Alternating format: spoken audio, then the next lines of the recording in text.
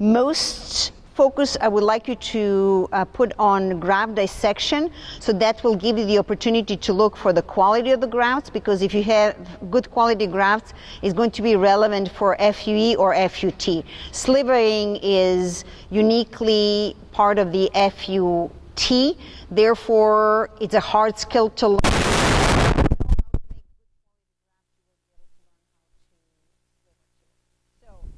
To have instruments for dissection in slivering. So for dissection, you're going to have two different types of blades and the forceps with a fine tip. We're going to give you a good sliver. You're losing a contract? No, it's something with my camera. I don't know what's going on. It's ridiculous. Okay, how about here? And so you take a sliver, there will be a single prep blade or a 10 blade. So either one, you're always grabbing your grafts by the epidermis, never at the bulge or hair bulbs. You trim your fat away. We keep the gauze underneath so any extra tissue is put there. Blade should be placed parallel to the hair shafts, and the blade should be very sharp. So the single movement of the blade, as if I'm gently pressing, and as I'm pressing, my blade is squeezing away hair shaft on one side to the other. Then I rotate my graft and trim it closely to make it cleaner and fit the size. This one has about 4 hairs in this follicular unit. Either I can split it or leave it as is.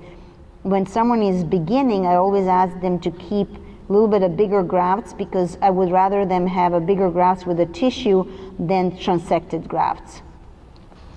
Why are you holding the blade tilted away rather than vertical? So what I'm doing is, what I do is I squeeze my blade.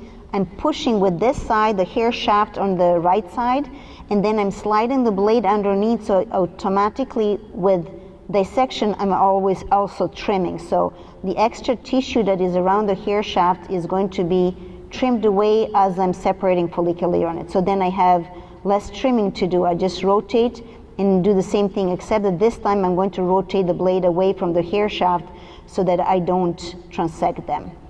And then the other thing, if you notice, is the hair bulbs are a little bit wider than the top, so I trim the tissue. I can trim a little bit more fat if I want it, but I would not go any more than that. So I want to leave some fat to allow for the placement.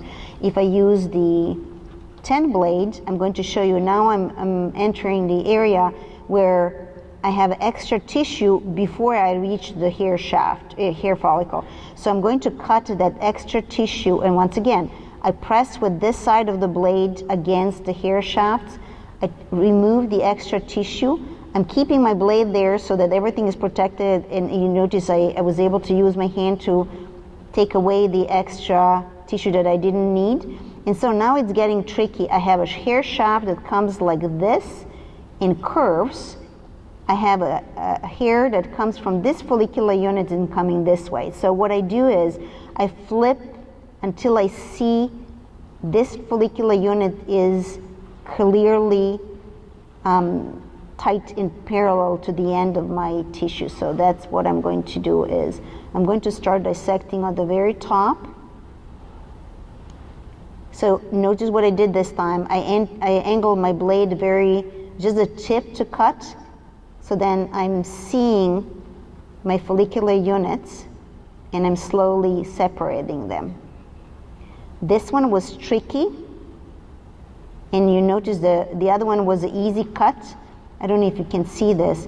There's a one shaft coming across here. Can you see that? So see what I did with my blade? I protected that hair shaft and kept it with the other follicular unit.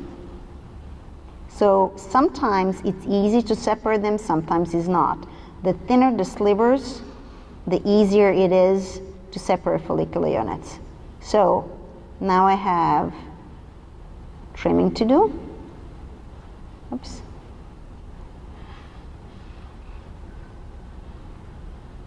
This is a hair, 2 hair graft.